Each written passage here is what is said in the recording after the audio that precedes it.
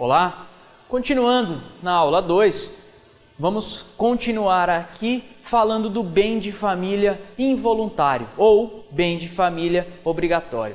A primeira observação que deve ser feita com relação ao bem de família involuntário, que ele também é denominado como bem de família legal.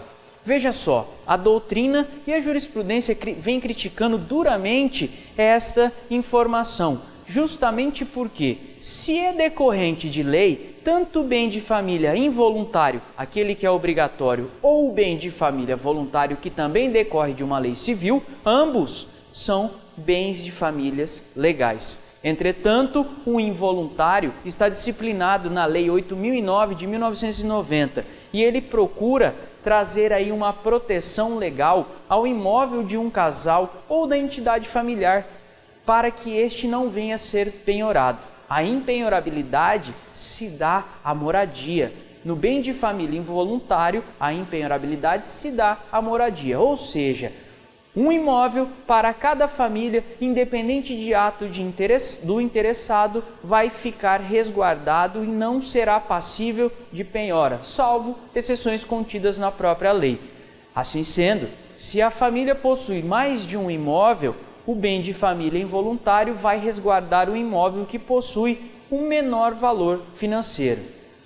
O professor Carlos Roberto Gonçalves, ele diz que o Estado é quem é o instituidor desta modalidade, pois ele impõe, através de uma norma de ordem pública, em defesa do núcleo familiar, independentemente de ato constitutivo, ou seja, o bem de família involuntário é uma maneira pelo qual o Estado, através de uma norma de ordem pública, independente de ato do interessado, faz com que este imóvel receba uma proteção e não venha a ser penhorado, salvo as próprias exceções contidas na lei. O artigo 1º da Lei 8.009 de 90 diz que o imóvel residencial próprio do casal ou entidade familiar é impenhorável e não responderá por qualquer dívida civil, comercial, fiscal, previdenciária ou de outra natureza, contraída pelos cônjuges.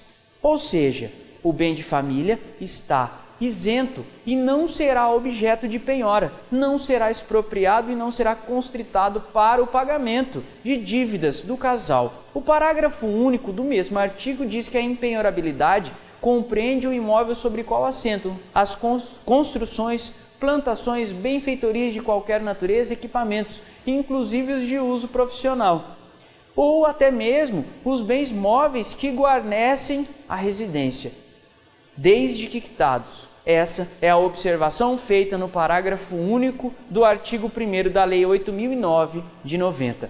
A proteção, ela é ampla e envolve não apenas o imóvel em si, mas também plantações, benfeitorias e até mesmo os bens que guarnecem a residência do imóvel.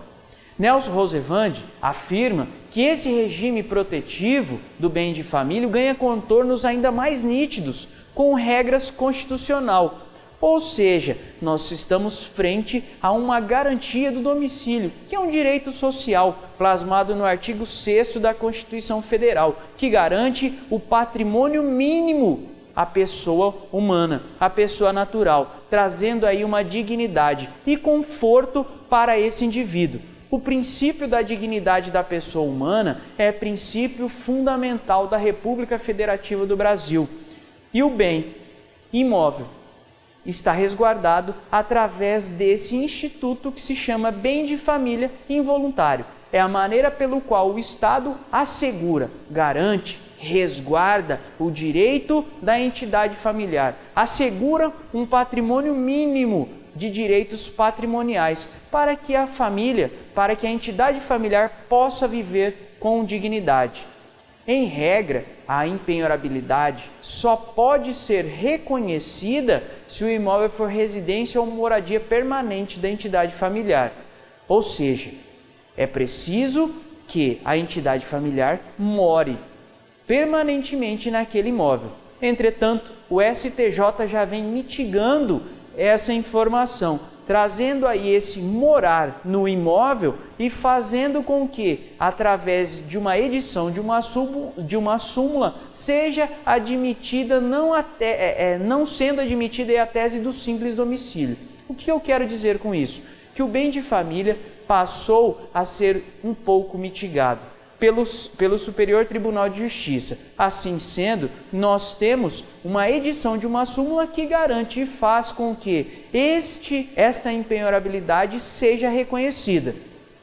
O bem de família involuntário ou o bem de família convencional se constitui, o bem de família voluntário ou o bem de família convencional se constitui por atividade voluntária do proprietário, ou seja, trata-se de um ato de previdência.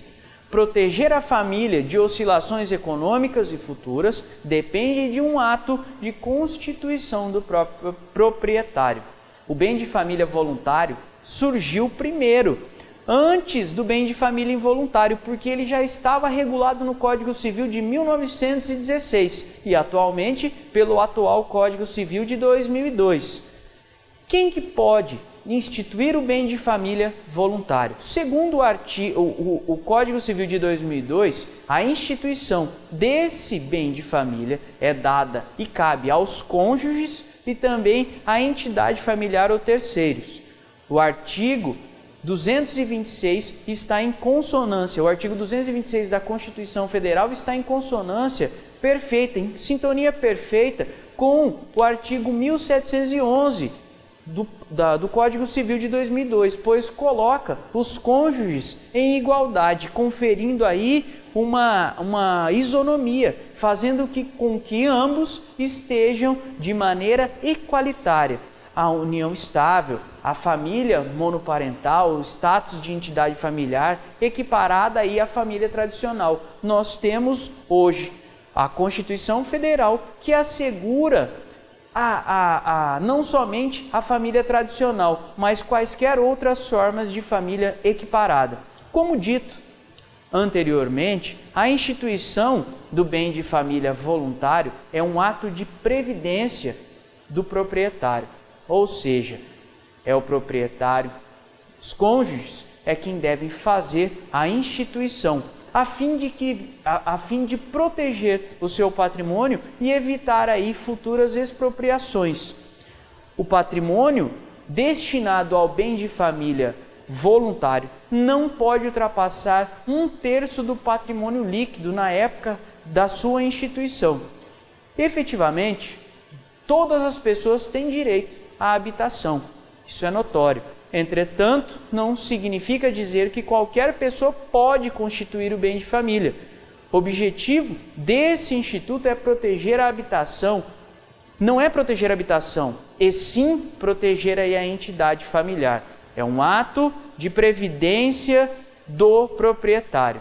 A grande inovação trazida aí no Código Civil de 2002 é a possibilidade de instituição do bem de família por terceiros.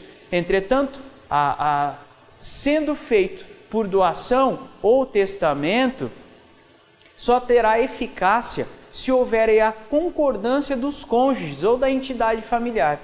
E deve haver, no caso, a transferência de propriedade. O objeto do bem de família voluntário pode ser o imóvel urbano ou rural, com suas pertenças e acessórios. Também os valores mobiliários. E aí nós devemos entender como valores mobiliários os investimentos que proporcionam rendimento periódico, como por exemplo um aluguel. Assim sendo, se o bem de família foi instituído em um certo imóvel e através daquele imóvel alugado eu recebo aí um investimento periódico, uma manutenção periódica, o destino deste aluguel será usado aí para a manutenção do bem de família. E assim sendo, isso será resguardado de uma futura penhora. A principal distinção entre o bem de família voluntário e o bem de família involuntário é justamente que o primeiro é instituído de maneira voluntária, ou seja, é um ato de previdência do proprietário. Ele deve instituir a proteção do seu patrimônio, visando aí resguardar de futuras expropriações e que não deve e não pode ultrapassar 1/3 do patrimônio líquido.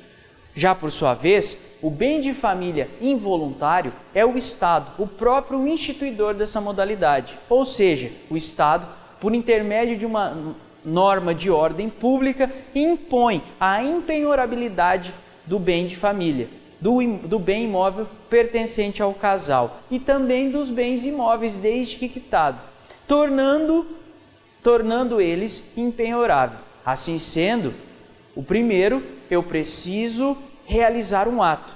Já por sua vez, o bem de família involuntário, ainda que eu não realize ato nenhum, estarei protegido. Nós precisamos falar agora, para que fique claro, sobre um novo conceito da entidade familiar. A família era antes vista sobre uma ótica meramente patrimonial, com o fito de reprodução, e que passou aí a uma situação agora onde a família vem sendo constituída por laços afetivos dos seus integrantes. E é necessário reconhecer um verdadeiro pluralismo de entidades familiares, devendo o ordenamento jurídico garantir-lhes respeito e proteção. Esse assunto é um assunto muito polêmico e merece ser visto pelo manto constitucional, ou seja, nós devemos analisar o assunto de família com base na Constituição Federal, pois é ela quem garante a igualdade de raça, garante aí com que todos venham ser protegidos de maneira isonômica, de maneira igual, sem preconceito de origem de raça, sexo, cor, idade, ou seja, todos somos iguais perante a lei, e isso está na Constituição Federal. O legislador constituinte, ele normatizou desta forma justamente para garantir a igualdade entre todas as formas, todas as maneiras aí de afetividade entre a família. Assim sendo, todas merecem igual proteção e respeito. O reconhecimento dessa efetiva proteção do Estado está aí nas mais múltiplas formas e possibilidades dos arranjos familiares.